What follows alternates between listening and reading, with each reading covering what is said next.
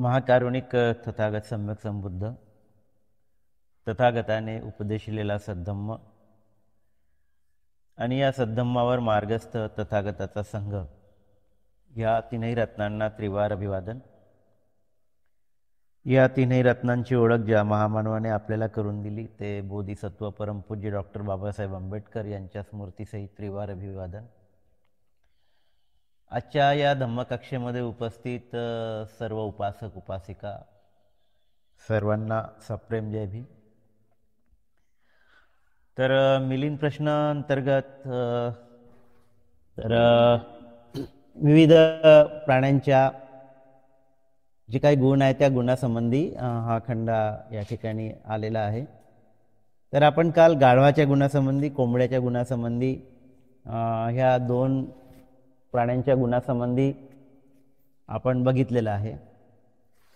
तर या सगळ्या गुणांमधून खरं म्हणजे आपल्या क्लेशांवर आपल्याला काम करायचं आहे, स्मृतीचा अभ्यास करायचा आहे, सजग राहायचं आहे, अकुशलाला दूर करायचं आहे आणि कुशलांचं संपादन करायचं आहे। तर या ठिकाणी आलेली प्रत्येक बाब आपल्याला कुशल कर्म करण्यासाठीच प्रेरित करतायत असं आपल्याला दिसून पडते। तर आपण बघूया की खारीच्या गुणासंबंधी जो काही प्रश्न आलेला आहे किंवा खारीचे कोणते गुण आहे जे आपण ग्रहण केले पाहिजे। तर ते म्हणते की खार हे शत्रूला पाहून उडण्यापूर्वी आपले शेपूट जमिनीवर आपटून फुगवून शेपटाच्या आवाजाने शत्रूला दूर पडवतो।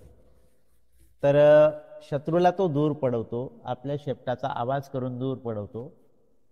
आपल्याला असं दिसून पडते की अनेक जे आहेत आवाजाने सुद्धा दूर पडून जातात असे प्राणी किंवा असे सत्व सुद्धा आपल्याला पाहायला मिळतात। तर म्हणून आपण सुद्धा आपले जे काही क्लेशरूपी शत्रू आहे तर त्या क्लेशरूपी शत्रूला त्या शत्रूपासून आपण पळून जाण्यापेक्षा स्मृती पठणाच्या सामर्थ्याने सर्व क्लेशांना आपण दूर पडवले पाहिजे। तर जशी खार आपली शेपटी आपटून शत्रूला दूर पडवते तशाच पद्धतीनं आपण सुद्धा आपल्या जागृतीची शेपटी आपटून आपल्या शत्रूला दूर पडवलं पाहिजे। तर अर्थातच आपले शत्रू म्हणजे आपले क्लेश आहेत, राग द्वेष लोभ, राग द्वेष मोह हे जे शत्रू आहे त्या शत्रूला स्मृतीपूर्वक राहूनच आपल्याला दूर पडवता येते। म्हणून स्मृतीची शेपटी आपटत राहणं हे आपलं काम आहे, स्मृतीपूर्वक जगणं, त्याला सतीपठण असं म्हटलेलं आहे। तर आपल्याला माहीत आहे, वारंवार आपण याचा उल्लेख करतो 4 स्मृती प्रस्थानाचा। आपल्या शारीरिक क्रियेसंबंधी आपण जागृत असलं पाहिजे, आपल्या भावनांप्रती आपण जागृत असलं पाहिजे, आपल्या विचारांप्रती आपण जागृत असलं पाहिजे आणि त्याच्याप्रती आपण क्षणोक्षणी जागृत असलं पाहिजे। या 4 स्मृती प्रस्थानाचा जेव्हा आपण अभ्यास करतो आणि म्हणून खारीचा हा अत्यंत महत्त्वाचा असा सद्गुण आहे, गुण आहे, तो आपण सर्वांनी आत्मसात केला पाहिजे आणि आपल्या शत्रूला आपल्या क्लेशांना आपण नष्ट केलं पाहिजे असा हा संदेश या खारीच्या गुणासंबंधी प्रश्नातून आपल्याला मिळालेला आहे। तर हा गुण आपण नक्कीच आत्मसात केला पाहिजे। वाघिणीच्या गुणासंबंधी सांगितलेलं आहे। तर ही बाब सुद्धा मलाही पहिल्यांदाच म्हणजे या ठिकाणी माहिती होत आहे की वाघिणी जी आहे ती गर्भधारणा तिला जी होत असते तर ती गर्भधारणा म्हणजे एकदाच वाघाचा संपर्क तिच्यासोबत झाला की त्यातून गर्भधारणा होत असते, ती वारंवार पुन्हा पुन्हा त्या नराकडे जात नाही। तर हा सुद्धा एक खरं म्हणजे गुणच आहे। हा आपल्याला माहीत नव्हता, मला पण माहीत नव्हता, परंतु या प्रकरणाच्या निमित्ताने हा गुण माहीत पडला। तर हा गुण इतर प्राण्यामध्ये आपल्याला पाहायला मिळत नाही, परंतु हा गुण मात्र वाघिणीमध्ये आपल्याला पाहायला मिळतो। आणि हा गुण खरोखरच या ठिकाणी जो गुण आहे तो गुण काय दर्शवतो, तर ज्या पद्धतीनं ती वाघिणी पुन्हा पुन्हा नराकडे जात नाही त्याचप्रमाणे साधक भिक्खूने सुद्धा जन्म उत्पत्ती गर्भवास मृत्यू विनाश संसारमय दुर्गती असमानता उत्पीडन पाहून मला पुन्हा पुन्हा जन्म नको अशा पद्धतीचा विचार तो आपल्या मनामध्ये करतो। म्हणजे पुन्हा पुन्हा तो भवचक्रात फसणार नाही अशा पद्धतीची प्रतिज्ञा करतो आणि त्या पद्धतीने तो काम करतो। जसे ती वाघिणी परत नराकडे जात नाही त्याच पद्धतीनं आपल्याला सुद्धा या भवचक्रामध्ये पुन्हा जायचं नाही हा जो वाघिणीचा गुण आहे तो गुण आपण आत्मसात करून त्या पद्धतीनं आपल्या त्या गुणाला आपण वाढवलं पाहिजे वृद्धी केली पाहिजे आणि तो गुण आपण जर आत्मसात करू तर आपण सुद्धा जन्म आणि मृत्यूच्या फेऱ्यामध्ये आपण पडणार नाही. तर हा वाघिणीचा गुण आपण या ठिकाणी ग्रहण केला पाहिजे. आणि हे स्पष्ट करताना सुत्त निपाताच्या धनीय गोपालक सुत्तामध्ये असे सांगितलेले आहे. धनीय गोपालक सुत्ताचा इथे दाखला दिलेला आहे आणि धनीय गोपालक सुत्तामध्ये भगवान बुद्धाने त्या धनीय गोपालक म्हणजे गायीचं पालन करणारा, गाया राखणारा असा तो धनीय, त्या धनीय गोपालकाला त्या सुत्तांमधून भगवान बुद्धाने जो उपदेश केलेला आहे तो सुत्त निपातामध्ये संग्रहित केला गेलेला आहे आणि त्याचा दाखला वाघिणीचा गुण स्पष्ट करण्यासंबंधी या ठिकाणी तो दाखला म्हणून नागसेनाने वापरलेला आहे. आणि त्यामध्ये बुद्ध काय सांगतात, बुद्धांनी सांगितलेला हा संदेश आहे, उपदेश आहे. बुद्ध त्या ठिकाणी म्हणतात, एखादा सांड दोर तोडून टाकल्याप्रमाणे किंवा हत्तीने साखळदंड तोडून टाकल्याप्रमाणे, तर सांडाला दोरीने बांधून आहे आणि तो संपूर्ण ताकदीनिशी ती दोरी तोडून टाकतो. आपल्या पूर्ण सामर्थ्याने, पूर्ण ताकदीने, पूर्ण ताकद एकवटून तो ज्या पद्धतीने दोर तोडून टाकतो, किंवा एखाद्या हत्तीला साखळदंडाने बांधून आहे आणि त्या साखळदंड तो आपल्या संपूर्ण ताकदीनिशी, संपूर्ण सामर्थ्यानिशी, पूर्ण शक्ती एकवटून जसा तो तोडून टाकतो, त्याच पद्धतीनं हे जे चक्र आहे ज्याला आपण भवचक्र म्हणतो, हे चक्र, ह्या कड्या, ज्या 12 कड्या एकमेकांमध्ये गुंफलेल्या आहेत आणि या 12 कड्यांच्या माध्यमातून आपण एक प्रकारे या दुःखामध्ये वारंवार पडत असतो. तर या कड्यांनी आपल्याला सुद्धा बांधलेलं आहे, वेढलेलं आहे, आपण जखडलेलो आहोत आणि यामुळे आपण वारंवार दुःखामध्ये पडत असतो, पुनर्वासामध्ये आपण पडत असतो, गर्भवास आपण पुन्हा पुन्हा धारण करत असतो. तर आपण आपल्या सामर्थ्याने, आपल्या शक्तीने, पूर्ण ताकदीनिशी आपण हे भवचक्र तोडून टाकलं पाहिजे, अशा पद्धतीचा संदेश या ठिकाणी भगवान बुद्धाने सुत्त निपातामध्ये धनीय गोपालकला दिलेला आहे. तर एकदाच तोडून टाकलं पाहिजे आपण, है ना. आणि म्हणून पूर्ण ताकदीनिशी, पूर्ण सामर्थ्यानिशी आपण हे चक्र भेदण्यासाठी आपण प्रयत्न केले पाहिजे. हाच संदेश या वाघिणीच्या गुणासंबंधी प्रश्नातून आपल्याला मिळालेला आहे. मग वाघाच्या गुणासंबंधी प्रश्न आपल्याला काय दर्शवतो, तो वाघाचे कोणते गुण आहे, तर इथे वाघाचे 2 गुण सांगितलेले आहेत. वाघाचे 2 गुण कोणते, तर वाघ जो आहे तो दाट अरण्यामध्ये, घनदाट गवतात किंवा घनदाट झाडीमध्ये किंवा पर्वताच्या घनदाट गुहामध्ये, तर पर्वतामध्ये गुहासुद्धा असतात, त्या गुहेमध्ये तो आश्रय घेतो. त्याचं राहण्याचं घरच त्या ठिकाणी गुहेमध्ये असते, घनदाट जंगलामध्ये असते, घनदाट गवतामध्ये असतो. आणि त्या गुहेमध्ये राहत असताना, घनदाट जंगलामध्ये राहत असताना, झाडी झुडपांमध्ये राहत असताना तो आपली जो शिकार आहे तो लपून करतो. एका ठिकाणी ठाण मांडून बसतो, शांत बसतो, कुठलाही आवाज करत नाही. म्हणजे इतर प्राण्यांना चाहूल सुद्धा लागत नाही की इथे कोणीतरी आपली शिकार करणारा बसलेला आहे आणि त्याला तो जवळ येऊ देतो आणि तो संधी साधतो, त्याच्यावर झडप मारतो, शिकार करतो आणि त्याला चित करतो. तर आपण सुद्धा अशाच पद्धतीनं आपल्या घनदाट गुहेमध्ये लपून राहिलं पाहिजे. याचा अर्थ काय, तर जसा तो वाघ लपून राहतो तसंच आपल्या मनाच्या गुहेमध्ये आपण अशाच पद्धतीने शांत बसून राहिलं पाहिजे, लपून राहिलं पाहिजे आणि आपण सुद्धा त्या पद्धतीने शिकार केली पाहिजे. आणि आपण कशाची शिकार केली पाहिजे, तर आपण क्लेशांची शिकार केली पाहिजे. क्लेश जवळ जवळ आला रे आला की त्याला ताबडतोब आपण त्याच ठिकाणी थंड केलं पाहिजे, त्याच ठिकाणी त्याला आपण पकडलं पाहिजे, त्याच ठिकाणी त्याला आपण नष्ट केलं पाहिजे, त्याची शिकार केली पाहिजे. तर हा जो वाघाचा गुण आहे हा अत्यंत महत्त्वाचा असा गुण आहे आणि आपण सुद्धा या अनुषंगाने एक प्रकारे वाघ जसा शिकार करतो तशी आपल्याला सुद्धा आपल्या क्लेशांची शिकार करता आली पाहिजे. पण ही शिकार करण्यासाठी आपल्याला एकाग्रता साधावं लागते. वाघ जसे एकाग्रता साधतो, वाघ जसा शांत राहतो, वाघ जसा कुठलीही हलचल करत नाही, त्याच पद्धतीनं आपण सुद्धा ध्यानाच्या अवस्थेमध्ये कुठलीही हलचल करत नाही, शांतपणे बसतो. आणि अशा या शांत मनामध्ये आपल्या मनात क्लेश उत्पन्न झाला तर आपल्याला ताबडतोब त्याला त्याच ठिकाणी पकडता येते, त्याच ठिकाणी त्याला ठेचता येते. आणि म्हणून या ठिकाणी म्हटलेलं आहे की अशाच पद्धतीनं एखाद्या भिक्खूने अरण्यामध्ये, झाडामध्ये, पर्वतावर, गुहेत, कपारीत, स्मशानात, तो कुठेही बसलेला असो, तर त्याने काय केलं पाहिजे, तर हळू बोललं पाहिजे, कमी बोललं पाहिजे,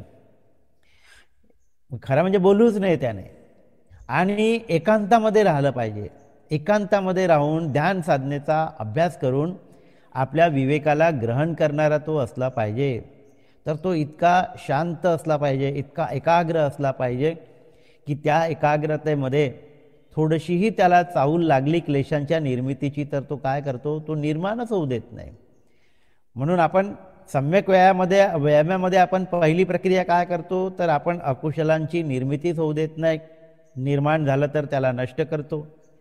जे कुशल आहे त्याला विकसित करतो आणि विकसित झालेल्या कुशलांचं आपण रक्षण करतो. या पद्धतीनं आपण व्यायाम करीत असतो. सम्यक व्यायाम म्हटलेला आहे. म्हणून शांतचित्त एकांतामध्ये असलेला आणि ध्यान साधनेचा सराव करणारा भिक्खू, जो स्मृतीचा अभ्यास करतो, तो स्मृतीचा अभ्यास करणारा जो भिक्खू आहे, तर तो आपल्या क्लेशांना पटकन पकडतो, आपल्या क्लेशांची शिकार करतो. जसं वाघ एखाद्या गुहेमध्ये लपून बसलेला असतो, दडून बसलेला असतो, शांत बसलेला असतो, कुठलीही हालचाल करीत नाही आणि सावध जवळ येताच त्याच्यावर तो हल्ला करतो. त्याच पद्धतीनं हा शांत एकांतामध्ये बसलेला, ध्यानामध्ये बसलेला भिक्खू आपल्या मनामध्ये उत्पन्न होणाऱ्या क्लेशांना ताबडतोब ओळखतो, पकडतो आणि त्याला तिथेच त्याचा वध करतो, शिकार करतो. तर हा अत्यंत महत्त्वाचा असा गुण या ठिकाणी सांगितलेला आहे आणि हा वाघाचा गुण आपण खरोखरच आत्मसात केला पाहिजे. तर धर्मसंग्राहक स्थविराने असे म्हटलेले आहे की ज्याप्रमाणे वाघ लपून पशूंची शिकार करतो, त्याचप्रमाणे बुद्धपुत्रांनी, साधकांनी, विपश्यना करणाऱ्यांनी अरण्यामध्ये राहून उत्तम गुणरूपी फळांना प्राप्त केलं पाहिजे. म्हणजे त्यांनी काय केलं पाहिजे, ध्यान साधना केली पाहिजे. ध्यान साधनेमध्ये एक प्रकारे पारंगत झालं पाहिजे. उच्च अशा अवस्था ध्यान साधनेमधल्या त्यांनी प्राप्त केल्या पाहिजे आणि हे प्राप्त करून त्यांनी उत्तम गुणरूपी फळांना, निर्वाणाला प्राप्त केलं पाहिजे. तर यातून आपण हा बोध घेऊ शकतो की आपण सुद्धा एखाद्या ठिकाणी बसून आपण ध्यान केलं पाहिजे, आपल्या चित्ताची परिशुद्धी केली पाहिजे, आपल्या चित्ताची एकाग्रता साधली पाहिजे आणि या एकाग्रतेतून जे काही फळ आपल्याला प्राप्त होते ते फळ आपण प्राप्त करण्याचा निश्चितपणे प्रयत्न केला पाहिजे. दुसरा गुण काय सांगितलेला आहे, तर दुसरा गुण हा सांगितलेला आहे की वाघ जेव्हा पशूची शिकार करतो तेव्हा ती शिकार जर डाव्या बाजूला पडली तर ती शिकार तो खात नाही.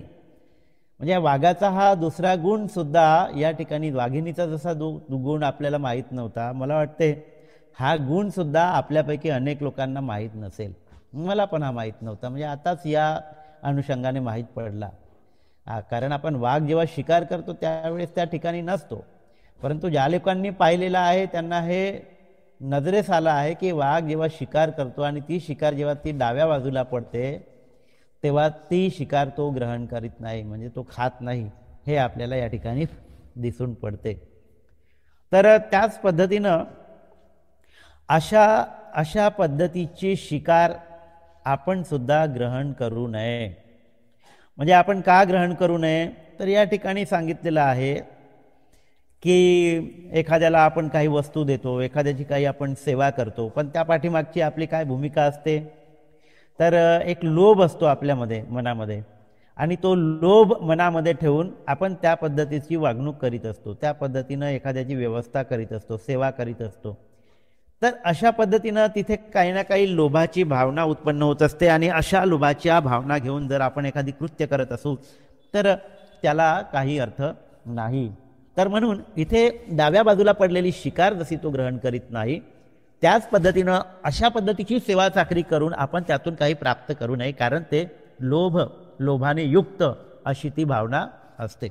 म्हणून सेवक पाठवून, मुगाचे सूप देऊन, औषधी देऊन, दूध पाठवून, दानास प्रतिदान देऊन, गृहनिर्माण कलेद्वारे, ज्योतिष्य विज्ञानाद्वारे, अंगप्रदर्शनाद्वारे, दुसऱ्यांच्याद्वारे किंवा बुद्धाने ज्याला मिथ्या जीविका म्हटलेले आहे त्याद्वारे भोजन प्राप्त करू नये.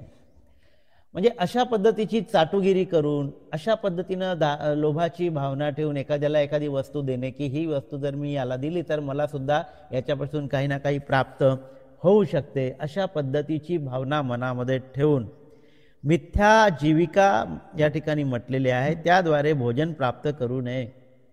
तर मिथ्या दृष्टी या ठिकाणी उत्पन्न होता कामा नये, मिथ्या आजीविका उत्पन्न होता कामा नये. मिथ्या आजीविका म्हणजे काय, तर लोभाची भावना ठेवून किंवा फसवणूक करून किंवा लुबाडणूक करून किंवा एखाद्याचा छळ करून ना, किंवा एखाद्याची दमदाटी करून त्याच्याकडून आपण जे काही प्राप्त करतो, त्या प्राप्तीतून आपली जी काही उपजीविका चालते, ती उपजीविका काही सम्यक उपजीविका नाही, त्याला मिथ्या आजीविका म्हटलेलं आहे, मिथ्या जीविका. तर अशा मिथ्या जीविकेतून आणि अशा पद्धतीच्या लोभाची भावना ठेवून एखादी कृत्य करून काही प्राप्त करून घेण्याची आपली जी काही इच्छा आहे, ती इच्छा काही चांगली नाही. आणि अशा पद्धतीनं एखाद्या भिक्खूने, उपासकाने काहीही प्राप्त करू नये, असं ग्रहण करू नये. ज्या पद्धतीनं तो वाघ डाव्या बाजूला पडलेली शिकार ग्रहण करीत नाही, त्याच पद्धतीनं अशा या डाव्या मार्गातून म्हणजे अशा या अकुशल मार्गातून आपल्याला जर काही प्राप्त होत असेल तर ते आपण ग्रहण करू नये. हा या पाठीमागचा जो उद्देश सांगितलेला आहे समजावून आपल्याला, तो आपण निश्चितपणे या पद्धतीनं आपण ग्रहण केला पाहिजे. तर हा वाघाचा जो दुसरा गुण आहे तो सुद्धा आपण ग्रहण केला पाहिजे. जे काही प्राप्त करायचं ते निर्मोही होऊन प्राप्त करायचं, निर्लोभी होऊन प्राप्त करायचं, कुठलीही लोभाची भावना नको. दान देत असताना माझं नाव झालं पाहिजे, मला कोणी माझी वाहवा केली पाहिजे, माझी तारीफ केली पाहिजे, अशा पद्धतीची इच्छा धारण करून जर आपण दान देत असू तर त्या दानातून काहीही प्राप्त होणार नाही, त्या दानाला काहीही महत्त्व नाही. आणि म्हणून निर्मोही होऊन म्हणजे निर्लोभी होऊन आपण दान केलं पाहिजे, अशा पद्धतीची भावना या ठिकाणी व्यक्त केली आहे. आणि म्हणून ह्या पद्धतीनं आपण एखादी बाब ग्रहण केली पाहिजे. तर जसं सिंहाचं या ठिकाणी या पद्धतीचं उदाहरण दिलेलं आहे. आणि म्हणून धर्मसेनापती सारिपुत्तानं सुद्धा असं म्हटलेलं आहे की स्वतःहून मागून जर मी गोड खीर खाऊ लागलो तर त्यामुळे माझी जीविका निंदनीय ठरेल. म्हणजे खीर खाण्याविषयीचा लोभ जो मनामध्ये उत्पन्न होतो, आणि त्या लोभ जेव्हा उत्पन्न होतो तेव्हा एक वाटी तर आपण खाऊनच टाकतो, पण पुन्हा आपण आपल्या तोंडाला वाढा आणखी कारण खीर खाण्याविषयी आपल्या मनात जो काही लोभ उत्पन्न होतो तो काही स्वस्त बसू देत नाही. आणि खीर जर आणखी गोड असेल तर मग काय विचारायलाच नको, वारंवार आपलं मन त्या वाट्याकडे जात असते. खीर वाढणाऱ्याकडे आपण वारंवार पाहत असतो आणि मनामध्ये असा विचार सुरू असते की आता हा माझ्याकडे येईल आणि मग मी त्याला परत एकदा वाटीभर खीर मागेल. तर अशा पद्धतीच्या चित्तामध्ये आपल्या भावना उत्पन्न होत असतात, कारण तिथे लोभ उत्पन्न झालेला असतो आणि लोभयुक्त मन वारंवार ते प्राप्त करण्यासाठी त्या पद्धतीचा विचार करण्यामध्ये मशगूल झालेलं असते, आहे की नाही. आपल्यासोबत सुद्धा अशा बाबी घडत असतात. स्वतःला चेक करा बरं तुम्ही, आपल्या बाबतीमध्ये अशा बाबी घडतात की नाही घडतात. जी गोष्ट हवीशी वाटते, आपलं लक्ष वारंवार त्याच्याकडे जाते आणि आपलं चिंतन त्याच पद्धतीनं सुरू होते की हे मला पुन्हा मिळावं, आणि तशी संधी आपण शोधत असतो.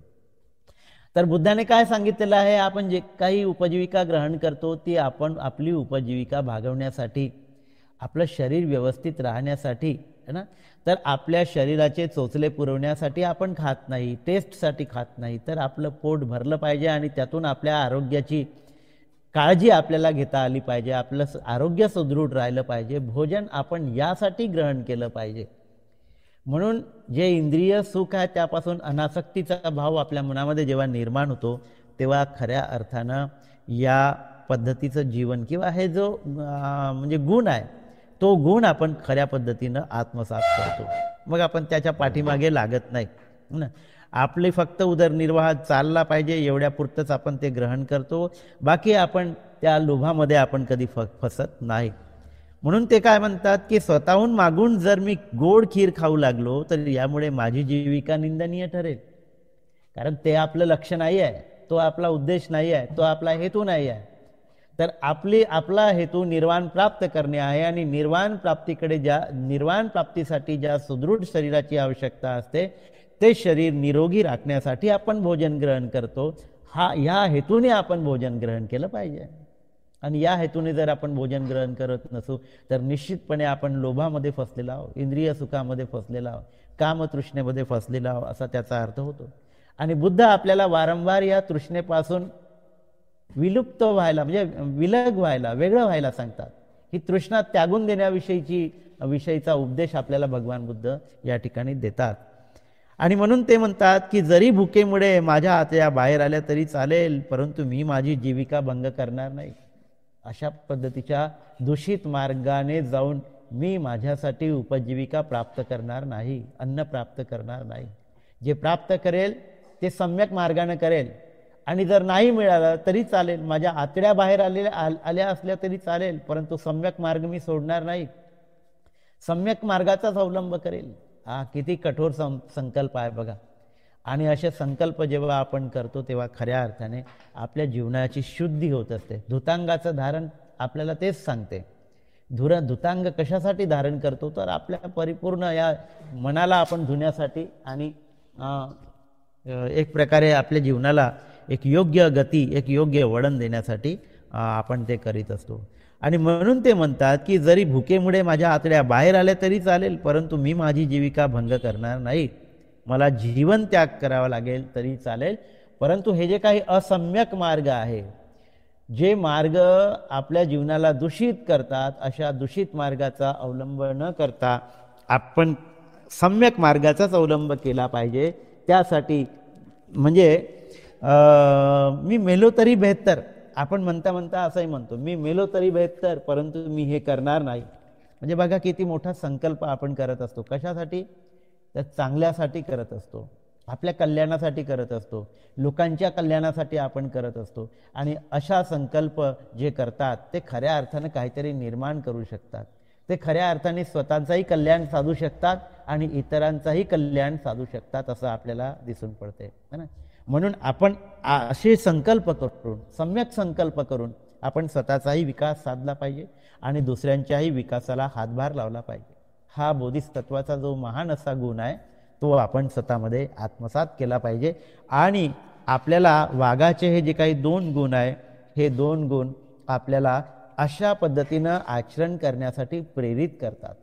आणि म्हणून आपल्याला जिथून कुठून अशा पद्धतीची कुशल प्रेरणा मिळते, ती प्रेरणा मग आपल्याला गाढवापासून मिळत असेल तरी आपण ती प्रेरणा प्राप्त केली पाहिजे. खारीपासून मिळत असेल, वाघिणीपासून मिळत असेल, वाघापासून आपल्याला जर प्रेरणा मिळत असेल तर जिथून जिथून जी प्रेरणा आपल्याला मिळते ती प्रेरणा आपण घेतली पाहिजे आणि तो गुण आपण आत्मसात करण्यासाठी आपण प्रयत्न केला पाहिजे. तर जेवढे गुण आपण स्वतःमध्ये आत्मसात करू तेवढी आपली जी वाटचाल आहे ती अधिक वेगाने, अधिक चांगल्या पद्धतीने आपल्या कुशलाच्या दिशेने पुढे जात राहणार आहे. आणि त्यातून आपल्या जीवनाचं सार्थक आपल्याला साधता येणार आहे आणि आपल्या जीवनाच्या सार्थक साधण्यामधून इतरांच्याही जीवनाला सार्थक साधण्यासाठी आपल्याला मदत करता येणार आहे. तर हे काही छोटं मोठं काम नाही, तर हे महान असं काम तर या ठिकाणी करण्यासाठी आपल्याला हे सगळे प्राणी प्रेरित करतात, त्यांचे गुण आपल्याला प्रेरित करतात. खरं म्हणजे त्यांचे गुण आपण आत्मसात केले पाहिजे आणि त्या गुणाचं काय महत्त्व आहे हे या ठिकाणी खूप चांगलं सांगण्याचा प्रयत्न केलेला आहे. तर कावड्याच्या गुणासंबंधी एक आपण घेऊन टाकू आणि आपण मग इथे आपल्याला थांबता येईल. तर कासवाच्या गुणासंबंधी प्रश्न इथे सांगितलेला आहे आणि कासवाचे 5 गुण या ठिकाणी सांगितलेले आहे. तर कासवाचा उल्लेख आपल्या बौद्ध साहित्यामध्ये अनेकदा येतो. आपल्याला माहीत आहे मनुष्य जीवन कसं दुर्लभ आहे त्याचं प्रतीक रूपाने सांगण्यासाठी त्या समुद्रामध्ये असलेल्या कासवाचं उदाहरण सुद्धा आपण अनेकदा ऐकलेलं असेल. तर कासव काय करतो आपल्याला माहीत आहे, कासव हा पाण्यामध्ये राहतो, त्याचं जीवन पाण्यामध्येच व्यतीत होते. तर याच पद्धतीनं कासव जसं पाण्यामध्ये फिरणारा आहे, पाण्यामध्येच तो आपलं जीवन व्यतीत करतो, त्याचप्रमाणे हा जो गुण आहे कासवाचा, हा गुण आहे कासवाचा गुण आहे. सगळेच लोक पाण्यामध्ये राहत नाही, सगळे सत्व पाण्यामध्ये म्हणजे ते राहत नाही, पण एक प्राणी त्यातला कासव आहे, हा कासव आपलं जीवन पाण्यामध्ये व्यतीत करतो. त्याच पद्धतीनं साधकांनी आणि भिक्षूंनी सर्व प्राणीमात्रांच्या लोकांच्या प्रती हित व अनुकंपा करून म्हणजे सर्वांच्या प्रती मैत्री भावना ठेवून उदार मनाने, विशाल मनाने अप्रमादी होऊन, शत्रुत्व रहित होऊन, संयमी होऊन, सर्वांना प्रिय होऊन, सर्व जगाच्या आकांक्षा पूर्ण करीत विहार केले पाहिजे. कासव जसा त्या महासमुद्रामध्ये, विशाल अशा महासमुद्रामध्ये विहार करतो, त्याचप्रमाणे आपण सुद्धा मैत्रीमध्ये विहार केला पाहिजे, करुणा भावनेचा विकास केला पाहिजे आणि करुणा भावनेमध्ये विहार केला पाहिजे. तर अशा पद्धतीनं कुशल भावनांची वृद्धी करून आपण आपल्या मनामध्ये मैत्रीचा विकास केला पाहिजे, मुदितेचा विकास केला पाहिजे, है ना. आपल्या मनाला विशाल असं बनवलं पाहिजे, महासागरासारखं आपल्या मनाला विशाल केलं पाहिजे, आहे की नाही. आणि म्हणून आपली विशालता ही आपण मैत्री भावनेने आपण वाढवू शकतो. आपण ज्यावेळेस मैत्री भावना करतो तेव्हा स्वतःवर, आपल्या मित्रावर, त्रयस्थ व्यक्तीवर, शत्रूवर आणि हळूहळू संपूर्ण जगामध्ये जे मानव प्राणी आहेत त्यांच्याच प्रती आपण मैत्री भावना करत करत या आकाशामध्ये उडणारे जे पक्षी आहेत त्यांच्या प्रती, सरपटणारे जे जीव आहेत त्यांच्या प्रती, जे प्राणी आहेत हिंसक असो की पाळीव असो त्यांच्या प्रती सुद्धा, आणि जे जलचर प्राणी आहे, जलचर सत्व आहे त्यांच्या प्रती, जे लहान आहे, बारीक आहे, छोटे आहे, मोठे आहे, दिसणारे आहे, न दिसणारे आहे, दृश्य आहे, अदृश्य आहे, या लोकातील आहे किंवा अन्य लोकातील आहे, या सर्व सत्वांप्रती आपण मैत्री भावनेचा विकास करत जातो. तर आपल्या मनाला सुद्धा आपण त्या महासमुद्रासारखं आपण विशाल करतो आणि त्या विशाल समुद्रामध्ये मैत्री भावना करून आपण विहार करीत असतो. तर कासव जसं त्या महासमुद्रामध्ये विहार करते त्या पद्धतीनं आपण सुद्धा या संपूर्ण ब्रह्मांडामध्ये विहार केला पाहिजे आणि तो विहार 4 ब्रह्मविहार असला पाहिजे. मैत्री, करुणा, मुदिता आणि उपेक्षा या 4 ब्रह्मविहारामध्ये आपल्याला रममाण होता आलं पाहिजे. तर या 4 ब्रह्मविहाराचा आपण खऱ्या अर्थाने स्वतःमध्ये विकास केला पाहिजे. हा कासवाचा या ठिकाणी गुण आपण आत्मसात केला पाहिजे. तर निश्चितपणे कासवापासून सुद्धा ही गोष्ट आपल्यासाठी शिकण्यासाठी आहे. दुसरा गुण सांगितलेला आहे की कासव काय करतो तर पाण्याच्या बाहेर तोंड काढतो आणि त्याला एखादी कोणी त्या ठिकाणी दिसलं ज्यापासून आपल्याला धोका आहे तर तो काय करतो, परत पाण्यामध्ये डुबकी मारतो आणि डुबकी मारत असताना मला कुणी पाहू नये आणि म्हणून या भावनेनं तो स्वतःला पाण्यामध्ये एक प्रकारे खाली चालला जातो, पाण्यामध्ये चालला जातो, आपली मुंडकी तो पाण्याच्या खाली घेत असतो. तर हा सुद्धा कासवाचा एक गुण आहे आणि हा कासवाचा गुण उपासकांनी असो की भिक्खूंनी असो तो आत्मसात केला पाहिजे. आणि तो कसा आत्मसात केला पाहिजे की जसा त्या कासवाला एखादा शत्रू आपल्याजवळ आल्याचा भास होतो आणि तो आपली मुंडकी खाली टाकतो पाण्यामध्ये, त्याच पद्धतीनं आपले जे दुश्मन आहे, आपले जे वैरी आहेत ते म्हणजे आपले क्लेश आहे आणि या क्लेशाला पाहून त्याची जशी आपल्याला चाहूल लागते तीच चाहूल लागतात, ताबडतोब आपण त्यापासून दूर झालं पाहिजे, ताबडतोब आपण त्या क्लेशांपासून दूर झालं पाहिजे. तर त्या क्लेशांनी मला स्पर्श करू नये या भावना आपल्या मनामध्ये वृद्धिंगत झाल्या पाहिजे, ही जाणीव आपल्याला असली पाहिजे. आणि ही जाणीव जेव्हा आपण आपल्यामध्ये असते तेव्हा आपण त्या क्लेशांना आपल्या जवळच येऊ देत नाही. सम्यक व्यायामाचा पहिला जो व्यायाम सांगितलेला आहे तो या ठिकाणी आपल्याला पाहायला मिळतो. पहिला व्यायाम उत्पन्नच होऊ न देणे, क्लेश उत्पन्न होऊ देणे नाही, अकुशल जे आहे त्याला त्याची निर्मितीच होऊ देता कामा नये. आणि म्हणून कासव जसा आपलं मुंडकं लपवतो तसं सुद्धा आपण या क्लेशांपासून सावध असलं पाहिजे आणि आपण स्वतःला त्या क्लेशांपासून काय केलं पाहिजे, दूर केलं पाहिजे. हा कासवाचा दुसरा गुण आपल्याला आत्मसात करायचा आहे, आत्मसात करायचा आहे. किती शिकण्यालायक आहे या सगळ्या बाबी, या सगळ्या प्राण्यांच्या या ज्या काही गुण आहेत त्या गुणांमधून आपल्याला हे शिकायचं आहे ना. तर आपल्याला तो गुण कासवापासून घेऊन स्वतःमध्ये विकसित करायचा आहे, तेव्हा त्याचा आपल्याला काहीतरी फायदा होणार आहे. मग कासवाचा तिसरा गुण काय आहे तर कासवाचा तिसरा गुण तो बाहेर येतो आणि आपल्या शरीराला वाढवतो.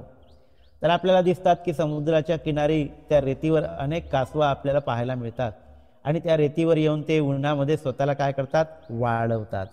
आपल्याला सुद्धा अशा पद्धतीची प्रेरणा घेऊन आपल्याला सम्यक प्रकारे आपलं स्वतःचं निरीक्षण करून स्वतःच्या स्मृतीचा अभ्यास करून आपल्याला सुद्धा काय करता आलं पाहिजे तर आपल्याला वाढवता आलं पाहिजे. कशाला वाढवता आलं पाहिजे, वाढवता नाही, वाढवता म्हणजे आपल्या क्लेशांना सुकवून टाकतो तेव्हा ते पुन्हा जिवंत होत नाही, नाही का. आणि अशा पद्धतीनं आपण स्मृतीचा अभ्यास करतो तेव्हा बसताना, उठताना, झोपताना, फिरत असताना आपण आपल्या मनाचं सम्यक प्रकारे निरीक्षण करत असतो आणि आता ते क्लेश काय होतात, सुकत सुकत जातात, म्हणजे नष्ट होत जातात. जो अकुशलांचा वेग आहे, अकुशल विचारांचा वेग आहे, तो मंदावतो, तो थंड पडतो. आणि मग एक परिस्थिती अशी येते की आपल्या मनामध्ये कुशलताच निर्माण होत असते. म्हणून कुशल विचारांचा प्रवाह आपल्या मनामध्ये निर्माण होत असतो. तर ह्या सगळ्या बाबी एक प्रकारे ध्यानातून निर्माण होत असतात असं आपण पाहिलं आहे. तर हा कासवाचा गुण आपण निश्चितपणे आत्मसात केला पाहिजे. मग पुन्हा चौथा गुण काय कासवाचा, की कासव जमिनीमध्ये उकरून त्यात एकांतात आपले घर तयार करतो. जमिनीला उकरतो आणि त्या जमिनीच्या खाली सुद्धा तो राहतो. तिथे त्याला थंडावा मिळतो, रेतीचा वरून ओलावा असतो आणि तिथे ती जमीन पोखरून त्यामध्ये तो कासव राहत असताना आपल्याला पाहतो. एकांतात आपले घर तयार करतो, जमिनीला उकरून तयार करतो. तर हा गुण सुद्धा साधकाने आत्मसात केला पाहिजे. तर साधकाने हा गुण आत्मसात करत असताना लाभ, सत्कार, लाभाचा त्याग, या सगळ्या गोष्टींचा त्याग करून काय केलं पाहिजे, शांतपणे आपण आपलं जीवन जगलं पाहिजे. एकांतात, अरण्यात, घनदाट जंगलात, पर्वतामध्ये है ना, अरण्य गतोवा, वृक्षमूल गतोवा वगैरे वगैरे, हे सगळं सत्यपठ्ठांमध्ये सांगितलेलं आहे की वृक्षाच्या मुलाशी, घनदाट जंगलामध्ये, एकांतवासामध्ये, एखाद्या गुहेमध्ये जाऊन आपण काय केलं पाहिजे, ध्यान केलं पाहिजे. कपारीमध्ये जाऊन, गुहेत जाऊन, निर्जन ठिकाणी जाऊन, निर्मनुष्य अशा ठिकाणी जाऊन, की जिथे कोलाहल नाही, जिथे मनुष्य येत नाही, अशा एकांतामध्ये जाऊन आपल्या ध्यान साधनेचा आपण अभ्यास केला पाहिजे. तर जसा तो जमिनीमध्ये एकांतामध्ये आपलं घर बनवून त्या एकांतामध्ये तो एक प्रकारे कासव राहतो, त्याच पद्धतीनं आपण सुद्धा आपल्या स्वतःला विकसित करण्यासाठी अशा ठिकाणी गेलं पाहिजे जिथे एकांत आहे, जिथे आपल्याला चांगल्या पद्धतीनं ध्यान साधना करता येते, जिथे डिस्टर्बन्स नाही आहे. अशा एकांतामध्ये जाऊन आपणही कधी कधी अभ्यास केला पाहिजे असं या ठिकाणी बुद्ध सांगतात. पण आपल्याकडे अशा पद्धतीनं स्वतःला तयार करण्यासाठी आपण वेळ काढत नाही. आपल्याकडे वेळ नाही असं आपण म्हणतो, परंतु आपण कितीतरी निरर्थक कामामध्ये आपण आपला वेळ दवडतो. पण आपल्या मनामध्ये असा एकदाही विचार येत नाही की आपण एखाद्या अशा ठिकाणी गेलं पाहिजे जिथे एकांत आहे, त्या ठिकाणी जाऊन आपण ध्यान केलं पाहिजे, आपण स्वतःविषयीचं चिंतन केलं पाहिजे, आपण आपल्या दुर्गुणाविषयीचं चिंतन केलं पाहिजे की आपल्यामध्ये कोणते कोणते दुर्गुण आहेत आणि ते आपण कशी दूर करू शकतो याविषयीच तर आपण कधी चिंतन करत नाही. आपण स्वतःचं कधीच चिंतन करत नाही. आणि करतो का, नाही करत. स्वतःच्या चिंतनासाठी आपण किती वेळ देतो, याही अगोदर मी चिंतनासंबंधी 10 चिंतन आपण केले पाहिजे, ते 10 चिंतन मी सांगितले होते. तुमच्यापैकी काही लोकांनी ते लिहून घेतले असेल. परंतु खरोखरच आपण चिंतन करतो का, मी माझा वेळ कसा मी माझा वेळ कसा घालवतो, मी धम्म अभ्यास करतो का, मी ध्यान करतो का, मी आपल्या चित्ताला परिशुद्ध करण्यासाठी काय करतो, तर मी माझ्या मृत्यूविषयीचं चिंतन करतो का, मी माझ्या शिलाचरणाविषयीचं चिंतन करतो का. तर हे चिंतन आपण केले पाहिजे. आणि हे चिंतन स्वतःविषयी जेव्हा आपण करतो तेव्हाच खऱ्या अर्थानं आपल्याला स्वतःला जाणता येते. नाहीतर आपण स्वतःला जाणू शकत नाही. आपण आपल्या स्वभावाप्रमाणे वागत राहतो. स्वभावाला तोडणं एवढं सोपं काम नाही आहे. स्वभाव तुटत नाही हो, तुटत नाही. आपण कितीही चांगल्या गोष्टी ऐकल्या तरी जेव्हा परिस्थिती निर्माण होते तेव्हा आपण आपल्या स्वभावाप्रमाणेच वागायला लागतो. तिथे स्मृतीचा सराव असते. आपण विस्मृतीमध्ये असतो आणि मन आपलं काम करत असते. अचेतन मन त्याच पद्धतीनं वागत असते, यांत्रिकपणे वागत असते है ना. आणि म्हणून यांत्रिकपणे वागताना ज्या पद्धतीचे संस्कार आपल्या मनावर झालेले आहेत त्या संस्कारानंच ते वागत असते.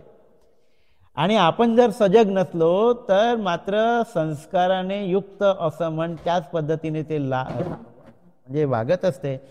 आणि मग आपण लोभात फसतो, द्वेषात फसतो, मोहात फसतो, अहंकारामध्ये फसतो, तृष्णेमध्ये फसतो.